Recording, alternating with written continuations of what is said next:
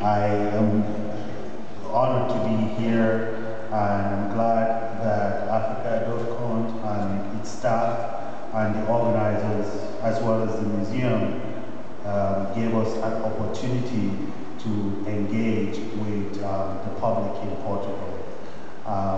So this is really not so much as presenting a thesis as it is setting up dialogues.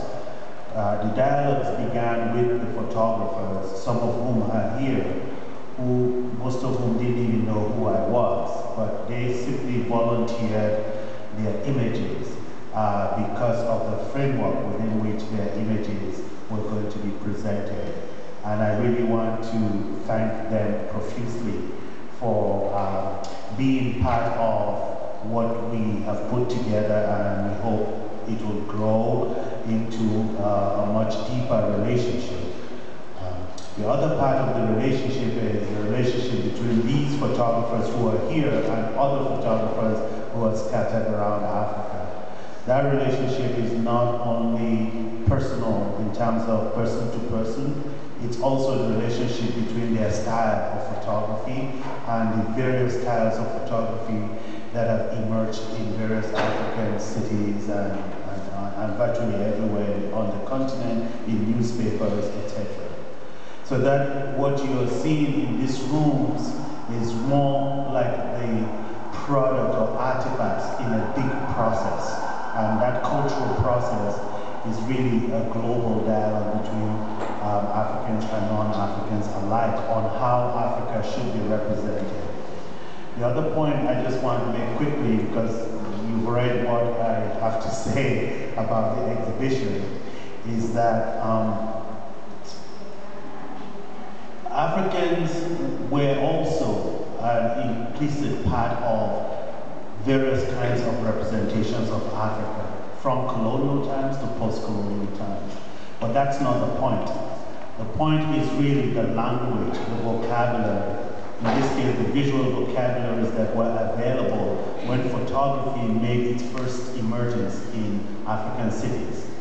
That even when the Africans were using that medium, the conventions within which they had to represent themselves were limiting by themselves. So it wasn't really just based on the bodies behind the camera, but it was also based on the existing language of photographing African bodies, especially during the colonial times.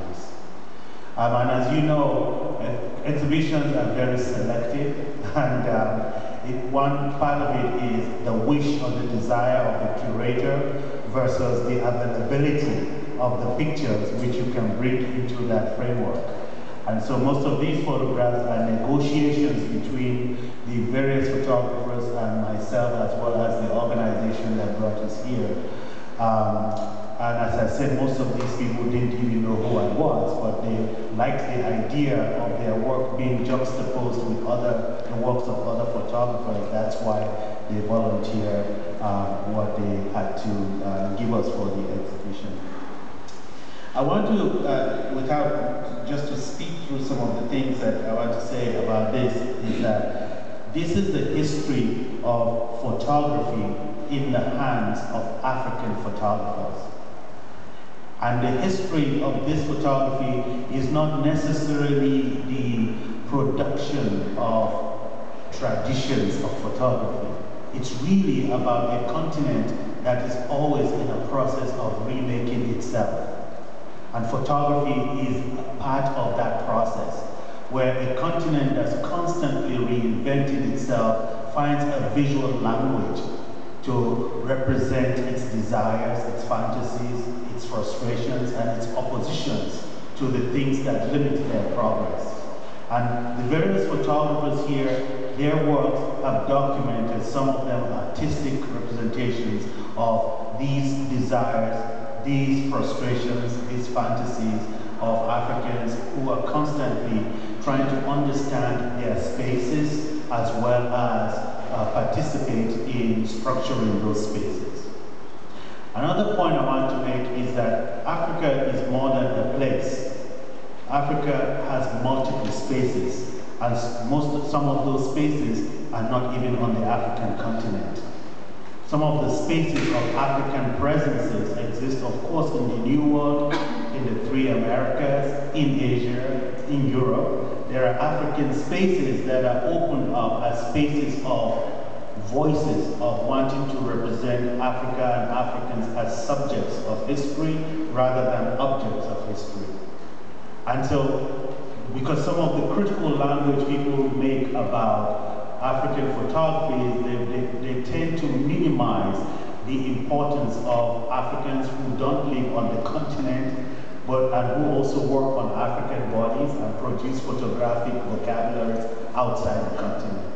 Their work is as important as the work of people on the continent. Hence the kind of sometimes silly authenticity debate that comes up is always something that most of us have to deal with, both as scholars and practitioners.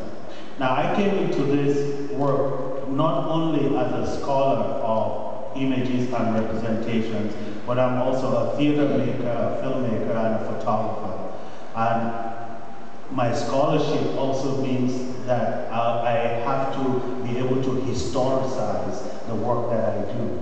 And in that process, this curatorial practice is really an attempt to capture what I've seen in various African cities I travel to regularly.